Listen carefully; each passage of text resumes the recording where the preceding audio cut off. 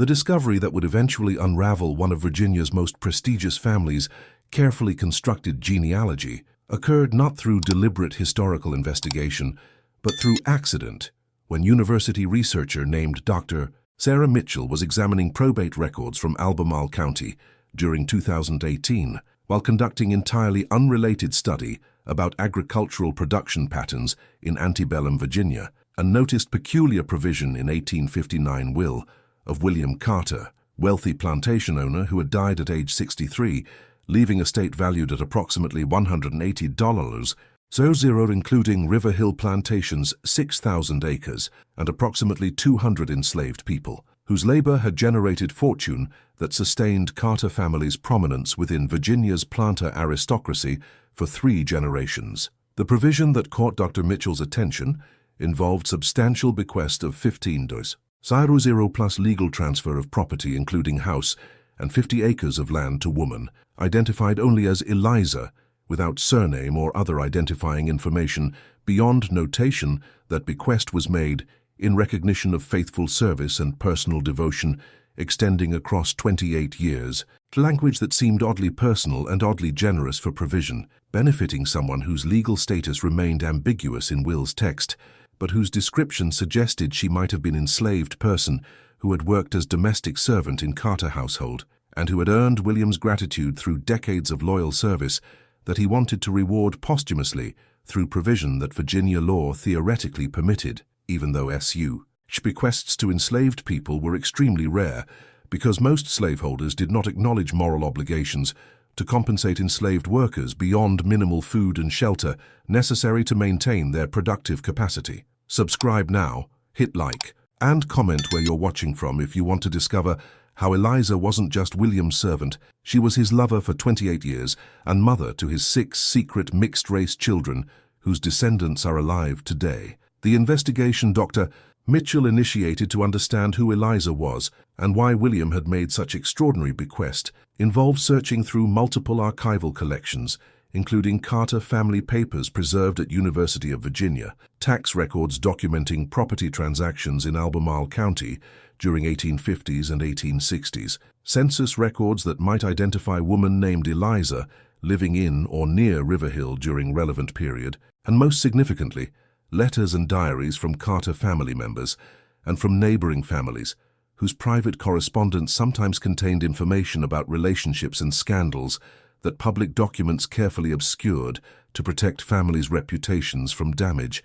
that might result if sexual relationships between white men and enslaved women became subject of public discussion rather than remaining private matters that everyone knew about but that polite society refused to acknowledge openly. Despite such relationships being endemic throughout slaveholding South, where white men's legal authority over enslaved women's bodies made sexual exploitation virtually inevitable, and where children resulting from such exploitation represented visible evidence of relationships that white families preferred to deny existed, even when mixed-race children's physical appearances made patently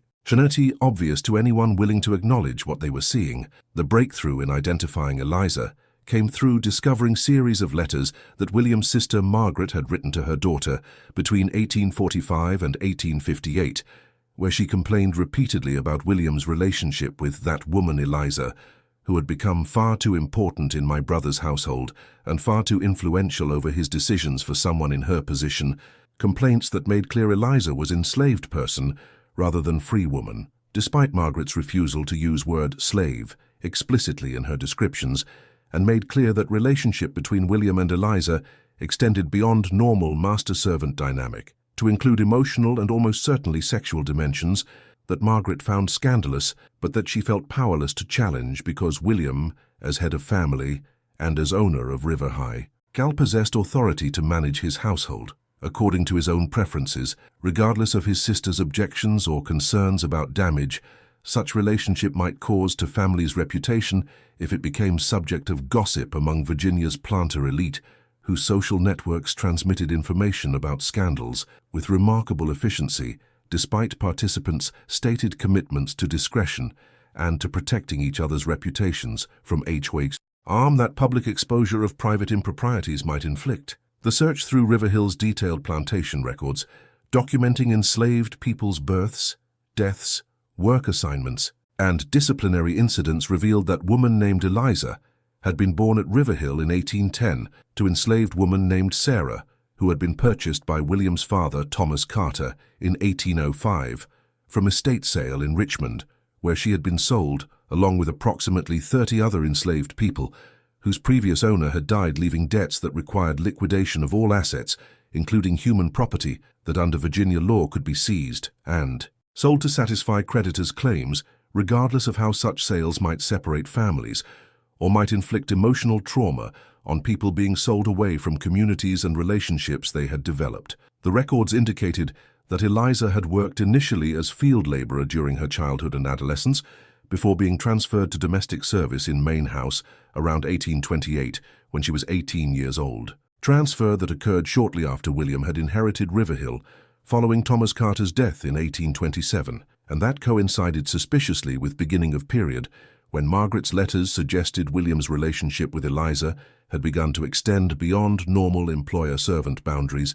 into territory that Margaret considered inappropriate and potentially scandalous if relationship became publicly known. The most extraordinary discovery in plantation records involved identification of 6 children born to Eliza between 1831 and 1849, whose births were documented but whose paternity was never officially recorded, despite normal plantation practice being to document fathers' names when known, because such information was relevant to managing enslaved families and to understanding genetic inheritance patterns that plantation owners believed influenced children's physical capabilities and their suitability for different types of work. The absence of paternity documentation for Eliza's children, combined with peculiar notation that all 6 children were assigned to work in Main House, rather than being sent to fields where most enslaved children began working around age 7 or 8, suggested that someone, almost certainly William himself, had ensured these particular children received preferential treatment, protecting them from brutal field labor and providing them with opportunities to develop skills that would increase their value, while also making their daily lives significantly more comfortable than lives experienced by enslaved children whose parents lacked influence or lacked relationships with white owners that might translate into better treatment for their offspring. The names of 6 children recorded in plantation ledgers were James born 1831, Catherine born 1833, Robert born 1836, Elizabeth born 1839, Thomas born 1842, and Sarah born 1849. Names that notably included Thomas and Sarah, which were names of William's parents, suggesting that Eliza, or perhaps William himself, had chosen to honor his family line through naming children whose legal status as enslaved people meant they could never openly acknowledge their Carter ancestry, but whose names might serve as private recognition of biological connection that social conventions and legal frameworks categorically denied. The ages of children spanning 18 years from James's birth, when William was 35 and Eliza was 21, through Sarah's birth when William was 53 and Eliza was 39, suggested sustained relationship rather than brief sexual exploitation, followed by separation that characterized many white men's relationships with enslaved women whose bodies white men used for sexual gratification without developing emotional attachment, or accepting ongoing responsibilities for children born from such encounters. The evidence for relationship between William and Eliza being consensual rather than purely coercive, to extent that any relationship between enslaver and enslaved person can be considered consensual given fundamental power imbalance, making genuine consent impossible. When one party legally owns other party and possesses absolute authority, backed by legal violence to compel compliance with any demand, came from multiple sources, including letters.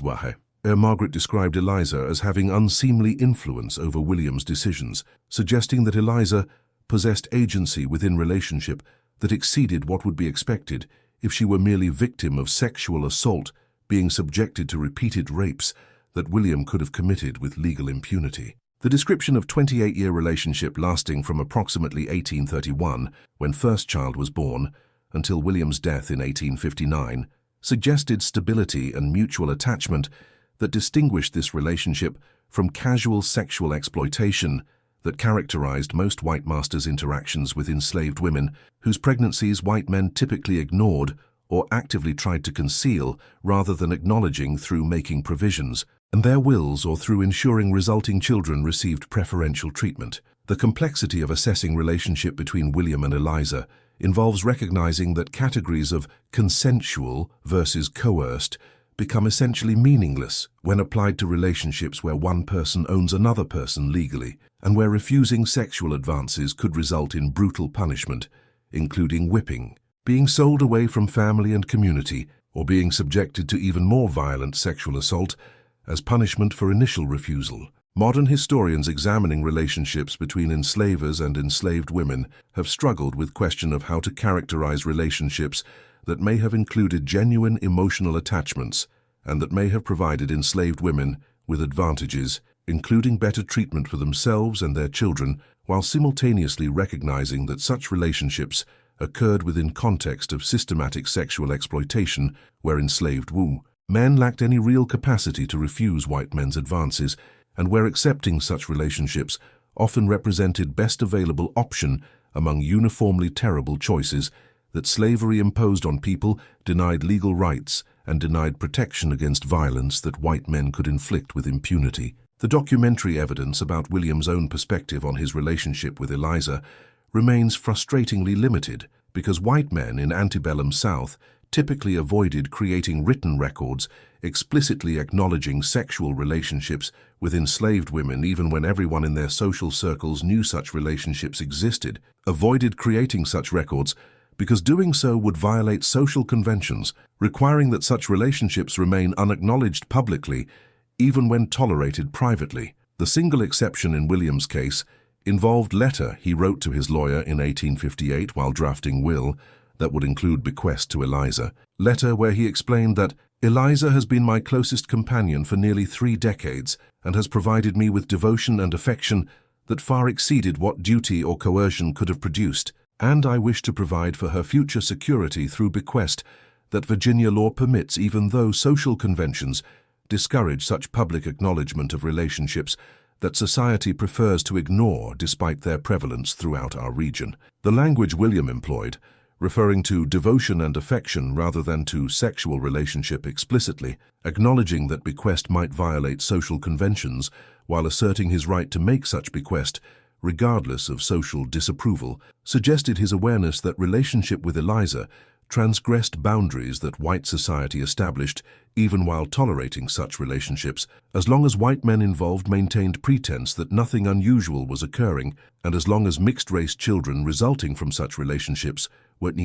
not openly acknowledged as white men's offspring. The bequest itself represented extraordinary departure from normal practice, where white men who fathered children with enslaved women typically provided nothing beyond perhaps ensuring those children were not sold away from plantations where they had been born, and perhaps ensuring they received somewhat better treatment than other enslaved workers received, but virtually never made financial provisions for enslaved women they had sexual relationships with, and virtually never acknowledged such relationships through legal documents like wills that would become public records accessible to anyone interested in examining plantation owners' affairs. The challenge William faced in making bequest to Eliza involved Virginia laws that during 1850s had become increasingly restrictive about voluntary manumission of enslaved people and about property transfers to black people, whether enslaved or free, laws that reflected growing anxiety among Virginia's white population about free black people's presence being seen as threatening to slavery's stability, and about voluntary manumissions being interpreted as implicit criticisms of slavery, suggesting that even slavery's beneficiaries recognized system's injustice and wanted to separate themselves from it through freeing people they had previously claimed to own. The legal strategy William's lawyer developed involved structuring bequest so that property and money would be held in trust, managed by white trustee who would ensure Eliza received benefits during her lifetime, but who would technically maintain legal ownership, preventing challenges based on laws prohibiting property transfers directly to black people. Strategy that protected bequest from legal challenges, while also ensuring that after Eliza's death, property would not remain in her descendants' hands, but would revert to white ownership, as Virginia law increasingly required. The response within Carter family to discovery of William's will after his death in 1859 involved mixture of outrage from relatives who believed Eliza and her 6 children should receive nothing beyond legal minimum, that Virginia law required owners to provide enslaved workers, and who viewed bequest as representing William's betrayal of his white family's interests by diverting substantial assets to black woman and her children, whose mixed-race ancestry everyone recognized, but whose connection to Carter bloodline white family members refused to acknowledge publicly, even while fighting legal battles attempting to overturn Will's provisions regarding Eliza's bequest. The litigation that ensued lasted 3 years from 1859 through 1862, when Civil War's disruption of Virginia courts finally ended legal proceedings without definitive resolution. Litigation that created extensive documentation about relationship between William and Eliza, and about 6 children whose existence white Carter family members had ignored during William's lifetime, but whom they suddenly took intense interest in once William's will revealed he intended to provide financially for his black family in ways that might reduce inheritance available to his white relatives who believed they deserved to receive entirety of estate William had accumulated. The testimony that emerged during 1859-1862 litigation over William Carter's will provided unprecedented documentation about relationship between white plantation owner and enslaved woman spanning nearly 3 decades, documentation that historians examining similar relationships typically never find, because white families' standard practice involved destroying evidence of such relationships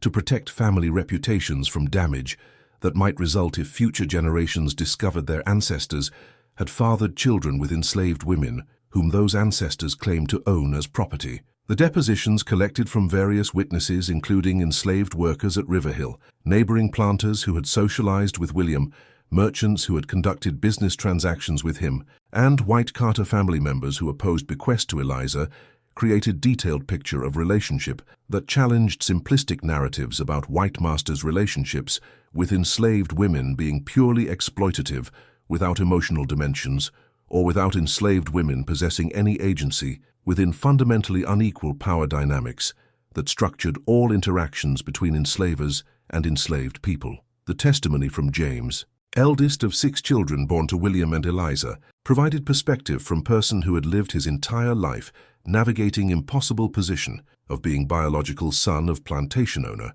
while being legally enslaved property whose father could never publicly acknowledge paternity without violating social conventions that required white men to deny fathering children with black women, even when physical resemblances made such denials obviously dishonest. James testified that he had known from early childhood that William was his father based on treatment he and his siblings received that differed dramatically from treatment other enslaved children at Riverhill experienced. They worked exclusively in main house rather than in fields. They received better food and better clothing than field workers received. They were taught to read and write, despite Virginia laws prohibiting teaching. Enslaved people literacy skills that white authorities feared would make them more difficult to control and more likely to resist through understanding legal documents or through accessing abolitionist literature that circulated through enslaved communities, despite masters' attempts to prevent such materials from reaching people whose consciousness might be transformed by exposure to arguments about slavery's injustice. The most remarkable aspect of James's testimony involved his description of conversations he had with William during final year of William's life, when William had explained his intentions regarding bequest to Eliza and had expressed regret about his inability to free James and his siblings because Virginia laws had made voluntary manumission virtually impossible without removing freed people from state immediately upon emancipation and without P.A. Osting substantial bonds guaranteeing they would not become public burdens. William had told James that he hoped his provision for Eliza would allow her to maintain household where James and his siblings could continue living together as family even after William's death, had told James that he considered him his son despite legal and social prohibitions against acknowledging such relationship publicly, and had told James that he hoped time would come when laws and attitudes would change sufficiently to allow people of mixed ancestry to be recognized and valued for their capabilities rather than being stigmatized and oppressed because of racial categories that William increasingly viewed as artificial constructs designed to justify economic exploitation rather than as reflecting genuine natural differences, justifying different treatment under L. So, the testimony from Catherine, second eldest child, provided perspective on how Eliza herself had understood and navigated her relationship with William across 28 years, during which she had remained enslaved, despite emotional intimacy and despite biological connection through their children. Catherine testified that her mother had explained to her daughters that relationship with William had begun when Eliza was 18 and William was 35, had begun not through violent assault, but through gradual development of mutual attraction that occurred after William had transferred Eliza from fieldwork to domestic service in Main House, where their daily interactions created opportunities for conversations and for developing personal connection that would not have been possible if Eliza had remained working in fields under overseers' brutal supervision. Catherine testified that Eliza had described William as being different from other white men in region who routinely raped enslaved women without caring about consent or about emotional consequences of such violence, described him as having genuinely cared about her feelings and having genuinely valued her intelligence and her companionship in ways that transcended sexual relationship to include intellectual partnership, where he sought her advice about plantation management and about personal matters affecting his life beyond his relationship with her. The complexity of Catherine's testimony involved her simultaneous insistence that her mother had loved William and had chosen to remain in relationship with him rather than attempting to escape or attempting to refuse his advances, and her acknowledgement that such choice occurred within context where her mother possessed no legal rights, and where refusing white man's advances could have resulted in brutal punishment or could have resulted in her being sold away from children and from community she had developed at Riverhill. The question of whether Eliza's feelings for William represented genuine love or represented adaptation to circumstances she could not change remained ambiguous, even in Catherine's own understanding of her mother's experience, remained subject to different interpretations, depending on whether one emphasized agency that Eliza apparently possessed within relationship or emphasized fundamental coercion inherent in all relationships between enslavers and enslaved people, regardless of whatever genuine affection might have developed between individuals caught within system neither had created and neither could escape from. The testimony from Robert, third child, focused on practical dimensions of growing up as William's unacknowledged son, including education he and his siblings had received that prepared them for skilled work rather than for field labor that most enslaved children at Riverhill were assigned to, education that included not merely literacy but also arithmetic, history and practical skills including carpentry, blacksmithing, and domestic service techniques that increased their economic value, while also providing them with knowledge that might eventually facilitate their achieving freedom if circumstances changed or if opportunities arose to escape toward northern states, where they might pass as free people of color rather than as escaped enslaved people, subject to recapture under Fugitive Slave Act provisions, allowing Southern masters to reclaim property that had escaped to free states. Robert's testimony included description of William's relationship with his white relatives, particularly his sister Margaret, who had never accepted Eliza's presence in Main House and who had never accepted that William's 6 mixed-race children deserved special treatment differentiating them from other enslaved workers at Riverhill. The conflicts between William and Margaret had intensified during 1850s as Virginia's laws became increasingly restrictive about manumission and as pro-slavery ideologies hardened in response to growing anti-slavery activism in northern states, conflicts that had resulted in Margaret refusing to visit Riverhill during final years of William's life because she could not tolerate watching her brother treat black women and mixed-race children as though they were legitimate family, deserving respect rather than as property, whose only value derived from their labor and from their market prices if William ever decided to sell them, which Margaret repeatedly urged him to do, especially after 184. 9. When birth of youngest child Sarah had renewed Margaret's outrage about relationship, she viewed as scandalous and as representing William's betrayal of white families' interests. The testimony from Elizabeth, fourth child, provided perspective on relationship between 6 siblings who had grown up knowing they were brothers and sisters, but who had also understood they were enslaved property, whose family bonds possessed no legal recognition, and who could be separated at any moment through sales or through William's death, when his estate would be divided according to laws governing inheritance of property, including human property that would be distributed among Willie Cam's heirs or sold to generate cash that could be distributed more easily than physical property, whose value might be difficult to assess or difficult to divide equitably. Elizabeth described how she and her siblings had lived with constant anxiety about their future during William's lifetime, and how that anxiety had intensified as William aged and as his health declined during late 1850s, when it became increasingly clear that his death would occur soon and would trigger crisis, determining whether bequest in his will would be honored or whether white relatives would successfully challenge provisions benefiting Eli. Zah and her children. The testimony from Thomas and Sarah, youngest two children aged 17 and 10 respectively when William died in 1859,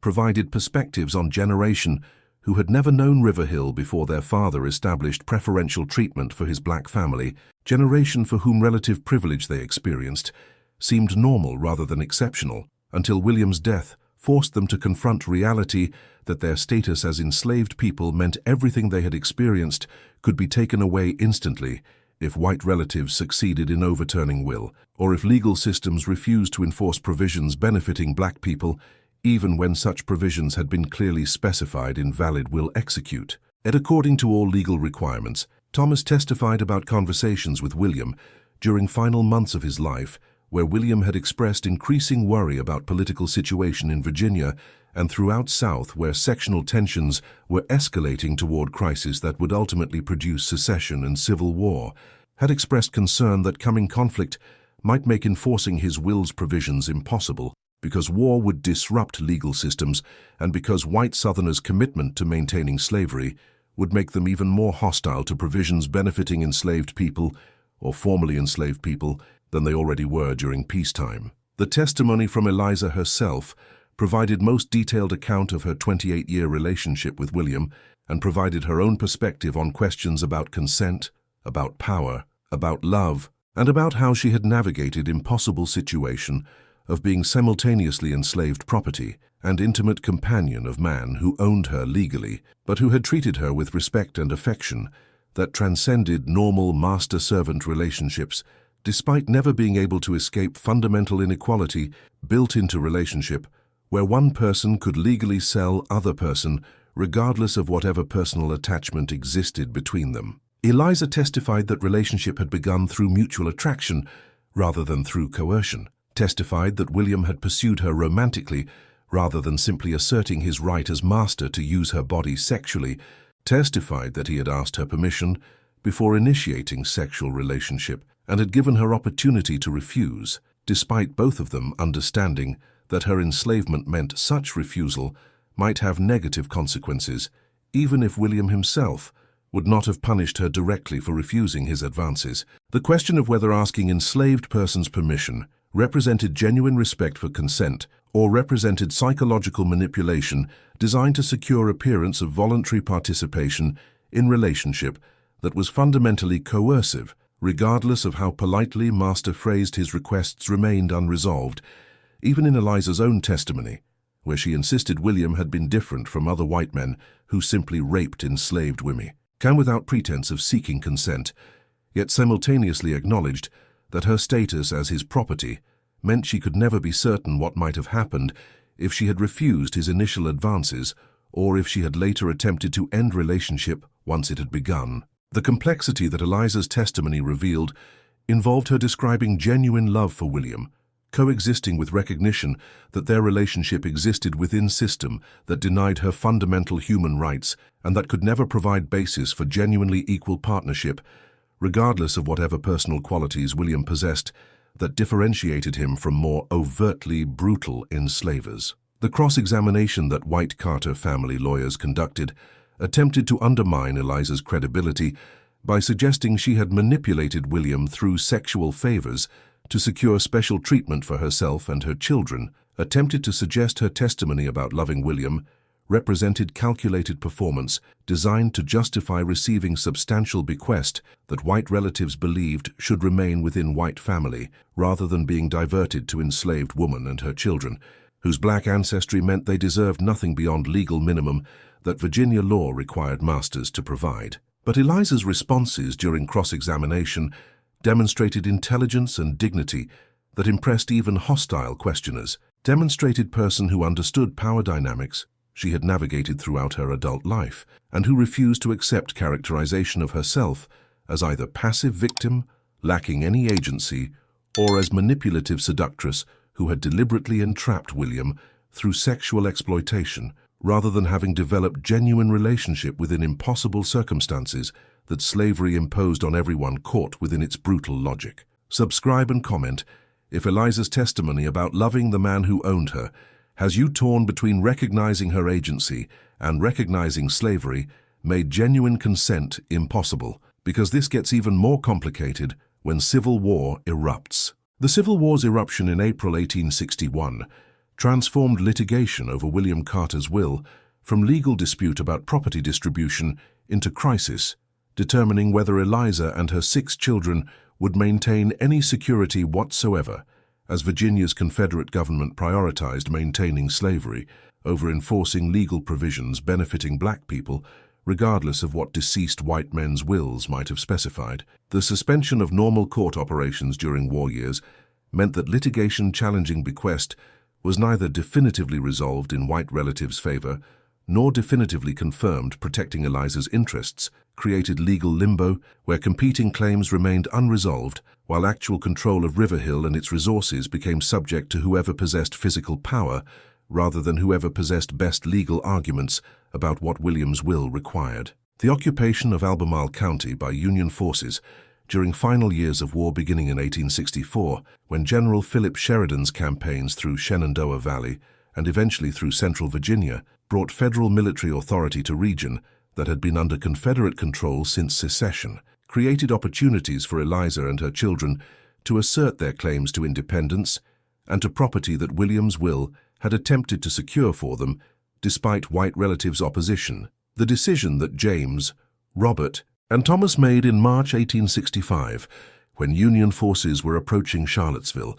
involved claiming their freedom under Emancipation Proclamation's provisions and traveling to meet advancing federal troops to seek protection against white Virginia authorities who might attempt to maintain their enslavement, despite Proclamation's theoretical abolition of slavery in Confederate territories. The journey from Riverhill to Union lines, approximately 15 miles away, involved risks of being captured by Confederate forces or by civilian patrols attempting to prevent enslaved people from escaping to federal protection, involved risks of being attacked by white Virginians, outraged by black men's assertions of freedom and by black men's claims to property rights that violated white supremacist assumptions about racial hierarchy, requiring black people to remain subservient regardless of what legal documents might say about their rights. But 3 brothers successfully reached Union positions and secured military protection that allowed them to return to Riverhill, accompanied by federal soldiers, whose presence prevented white relatives from forcibly removing Eliza and her daughters from property and from seizing assets that William's will had designated for Eliza's benefit. The confrontation that occurred when James, Robert, and Thomas returned to Riverhill with Union military escort involved them presenting William's will to federal officers and explaining that white relatives had been attempting to overturn provisions benefiting their mother and benefiting themselves despite clear language in will specifying that substantial property and money should be transferred to Eliza's control. The Union officers' response reflected federal policy during final months of war, supporting formerly enslaved people's claims to property and supporting their efforts to establish independent economic foundations that would make freedom meaningful, rather than leaving freed people economically dependent on former masters,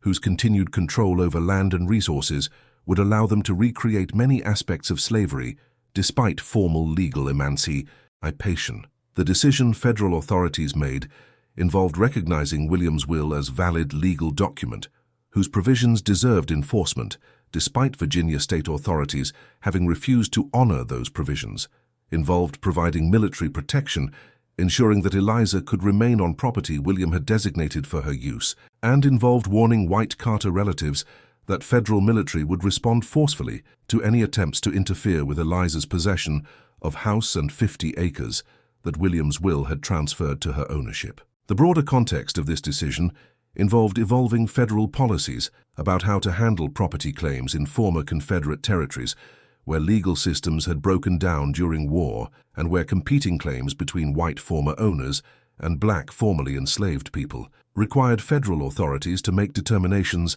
about which claims deserved recognition despite absence of functioning civilian courts that would normally resolve such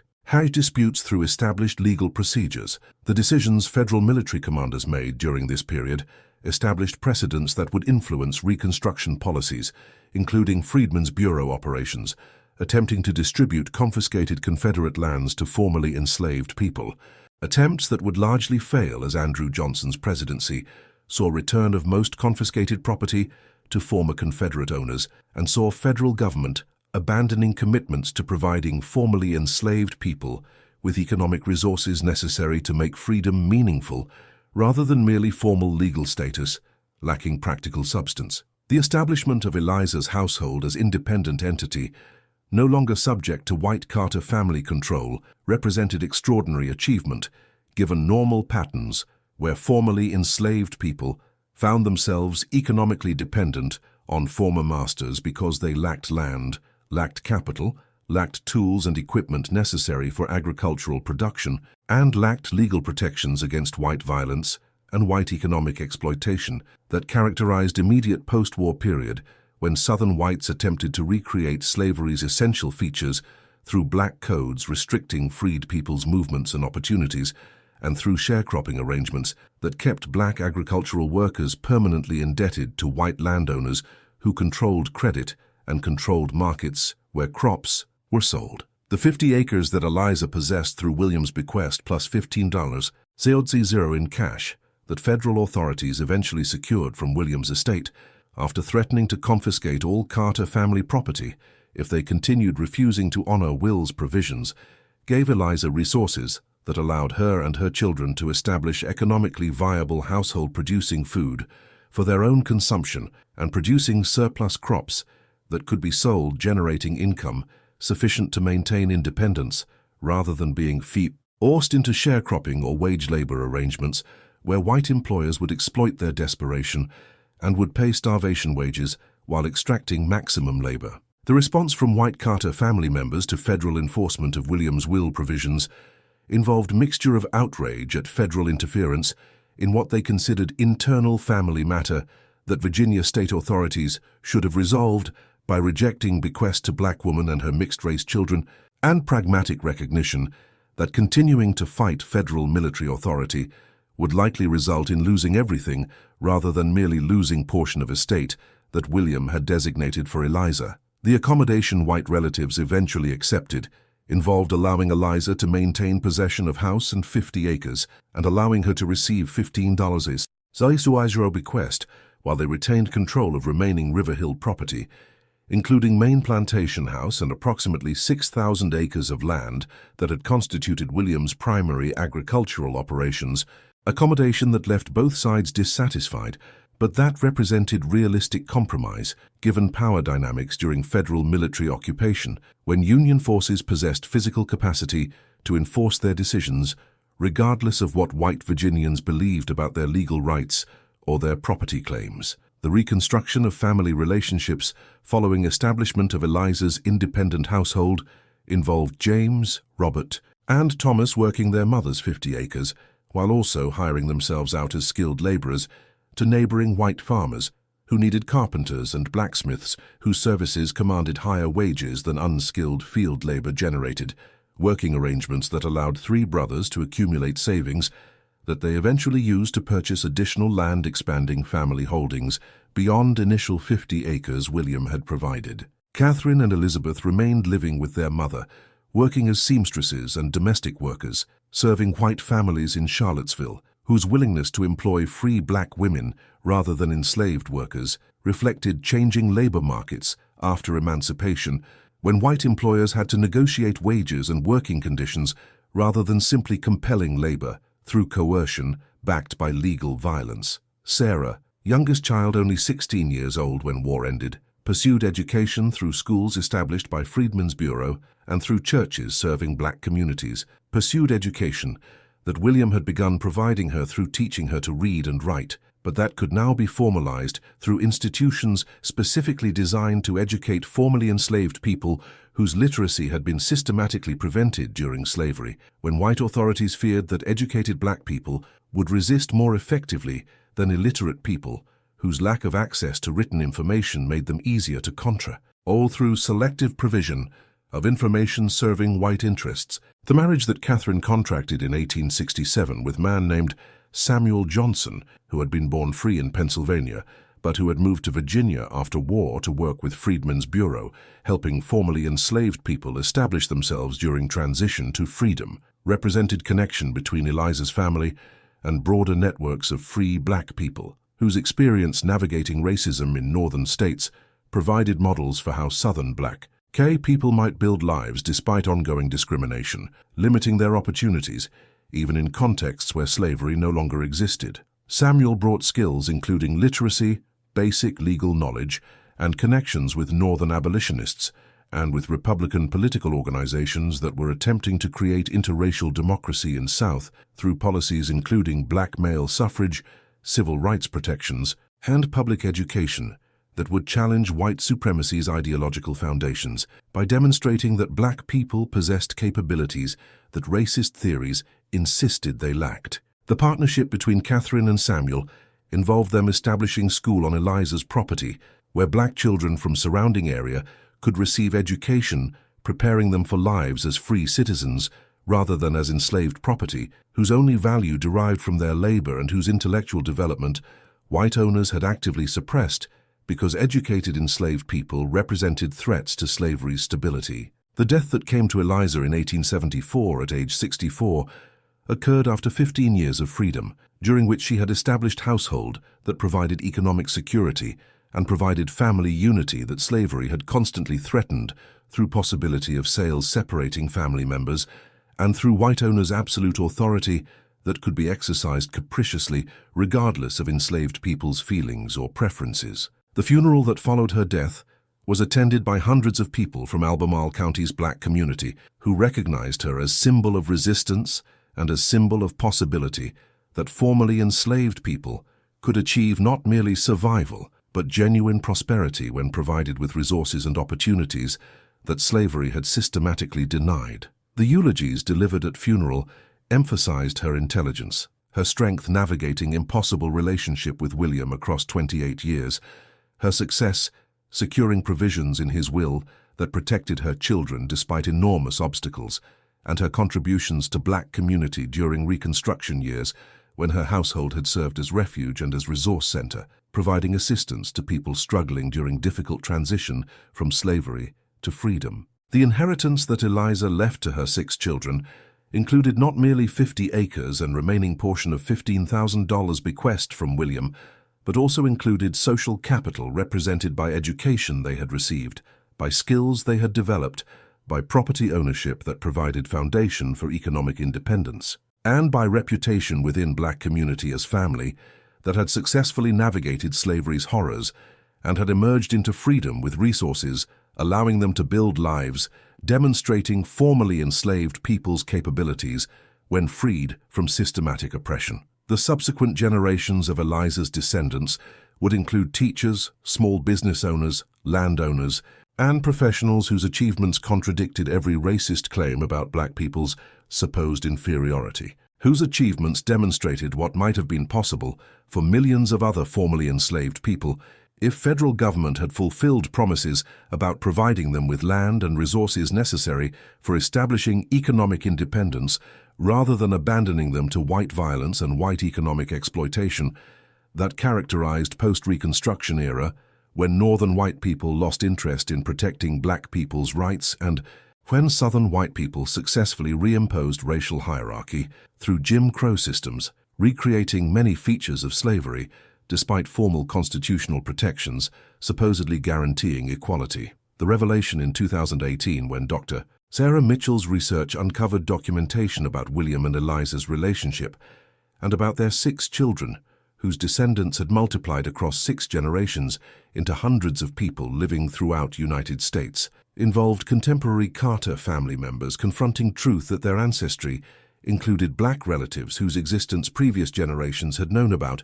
but had refused to acknowledge publicly. had refused to acknowledge because doing so would have challenged family narratives about pure white bloodlines and about social superiority that white Carters had claimed justified their privileged positions within Virginia society. The DNA testing that some descendants from both white and black branches of Carter family agreed to participate in confirmed biological connections that documentary evidence had already established, confirmed that people who had lived their entire lives believing themselves to be white or believing themselves to be black actually shared common ancestors whose choices and whose relationship had produced descendants whose racial identities had diverged despite genetic similarities resulting from shared heritage. The contemporary reunion organized in 2019 following Dr. Sarah Mitchell's 2018 publication of research documenting William Carter and Eliza's relationship brought together approximately 200 descendants from both white and black branches of Carter family.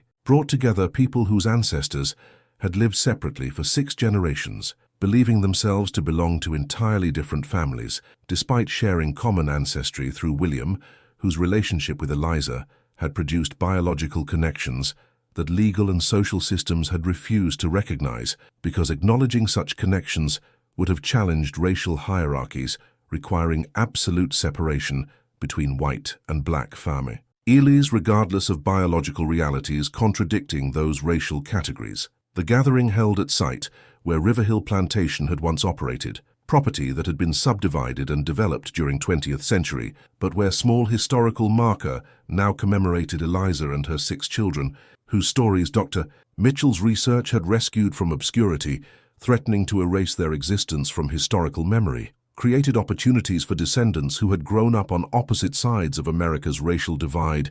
to discover shared heritage and to confront complex legacy of relationship between enslaver and enslaved woman that had produced their family lines. The emotional complexity of reunion involved descendants processing mixture of pride in ancestors' accomplishments, grief about suffering slavery had inflicted on Eliza and millions of other enslaved people whose stories remained undocumented and unknown, anger about injustices that legal and social systems had perpetrated through denying black family members recognition and resources that white family members had enjoyed for generations, and cautious hope that acknowledging shared heritage might contribute to healing racial divisions whose origins traced directly to slavery and to systematic denial of black people's humanity that slavery required for its ideological justification. The conversations that occurred during reunion included black descendants describing their families' oral traditions, preserving stories about Eliza and William that had been transmitted across 6 generations despite absence of written documentation, included white descendants acknowledging their ancestors had known about black relatives but had deliberately refused acknowledging connection because doing so would have challenged their claims to pure white ancestry and would have undermined social privileges that whiteness conferred in societies organized around racial hierarchies, treating blackness as inherently inferior regardless of individuals' actual capabilities or characters. The DNA testing results presented during reunion confirmed what documentary evidence had already established, that people who had lived their entire lives as white or as black shared genetic heritage indicating common ancestors whose choices about how to navigate slavery's brutal system had produced descendants whose racial identities diverged despite biological similarities. The revelation that some white-identified descendants possessed genetic markers typically associated with African ancestry, while some black-identified descendants possessed genetic markers typically associated with European ancestry, demonstrated arbitrariness of racial categories that American society had treated as natural and fixed, despite obvious reality that ancestry represented complex mixture reflecting centuries of sexual relationships, i.e., racial boundaries that social conventions pretended did not exist, and that legal systems attempted to prohibit through anti-miscegenation laws, whose enforcement remained inconsistent because white men's sexual access to black women represented privilege that white supremacy protected even while officially condemning racial mixing and officially promoting ideology of racial purity that actual population genetics contradicted. The historical significance of William and Eliza's story extends beyond their individual circumstances to illuminate broader patterns characterizing relationships between white enslavers and enslaved women throughout antebellum South, where systematic sexual exploitation was endemic, yet was simultaneously denied and obscured through social conventions, requiring white families to maintain fictions that such relationships did not exist, despite ever knowing about them, and despite mixed-race children representing visible evidence contradicting official denials. The estimates that modern historians have developed suggest that by 1860, approximately 75% of people classified as mulatto in census records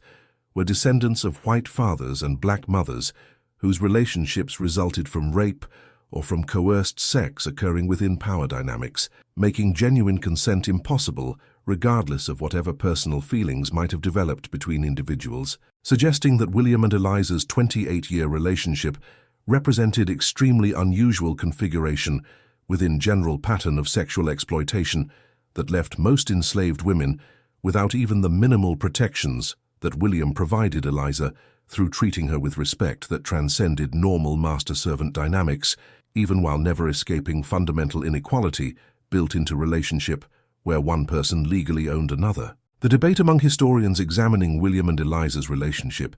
involves fundamental questions about how to characterize relationships occurring within slavery's brutal system, where legal frameworks denied enslaved people capacity for consent, yet where some relationships clearly involve sustained emotional attachments, suggesting something more than simple rape, despite inability to escape coercive context, structuring all interactions between sized enslavers and enslaved people. The argument that some historians make emphasizes that calling any relationship between enslaver and enslaved person consensual represents dangerous mischaracterization, obscuring violence inherent in system denying enslaved people agency,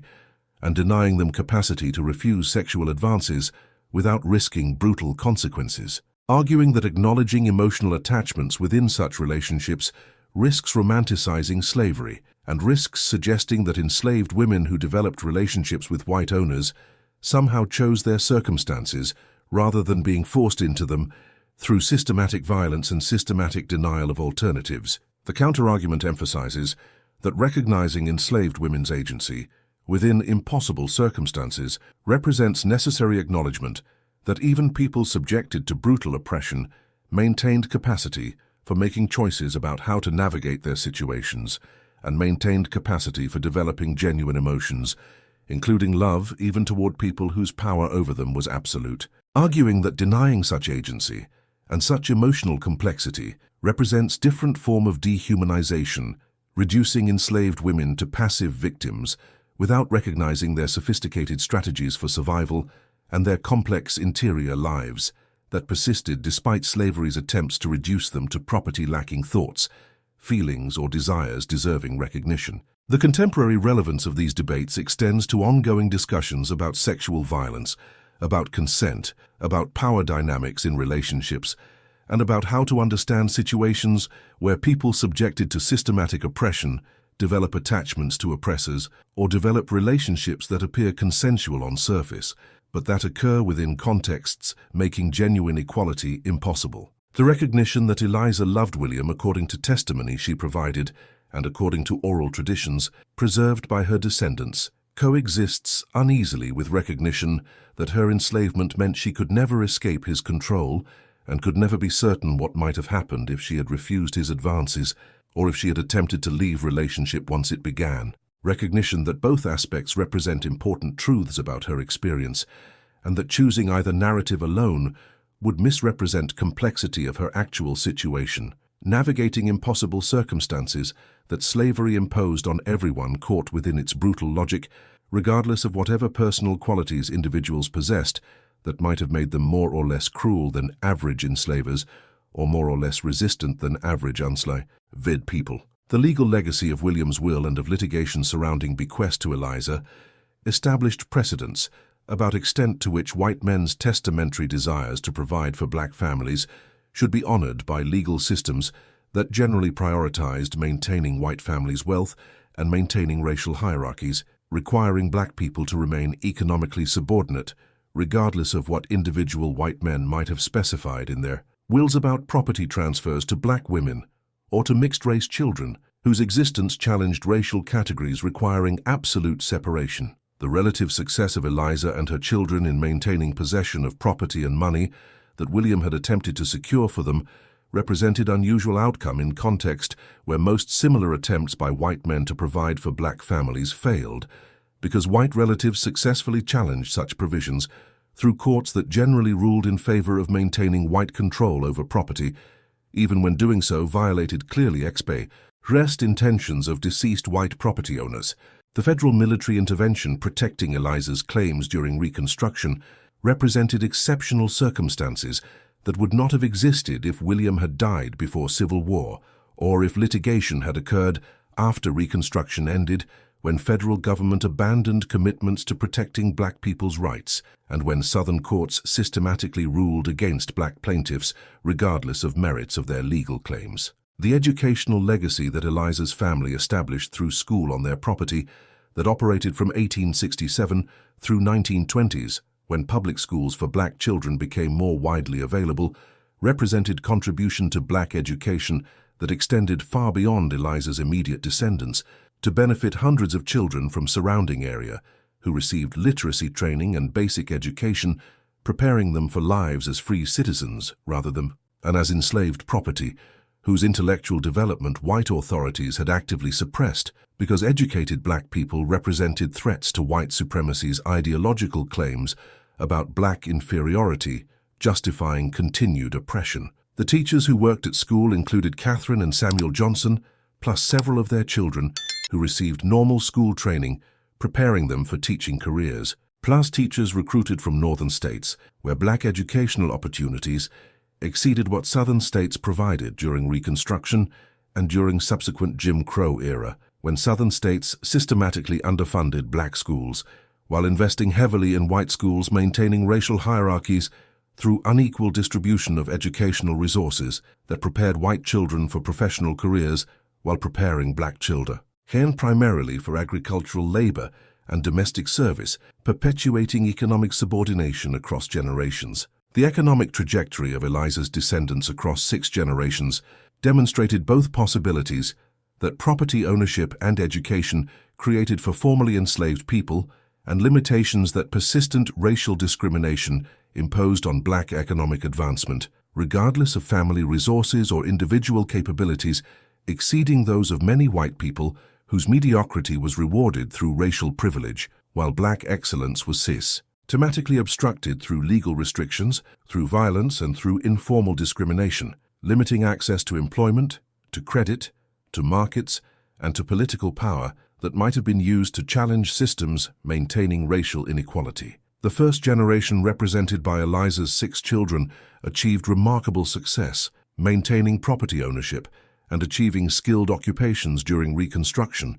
when federal policies briefly supported black economic and political participation, success that positioned second generation to pursue education and to establish small businesses serving black communities whose purchasing power created economic opportunities that racial segregation channeled exclusively to black entrepreneurs, unable to serve white customers but able to capture markets within segregated black neighborhoods. The third and fourth generations experienced mixed outcomes as some family members migrated northward, seeking opportunities that Jim Crow South denied them, while others remained in Virginia, navigating increasingly restrictive racial codes that reimposed many features of slavery despite constitutional amendments supposedly guaranteeing equality. The fifth and sixth generations, born during civil rights era and during subsequent decades, experienced opportunities that earlier generations could only have imagined as legal segregation was dismantled and as racial discrimination became officially prohibited,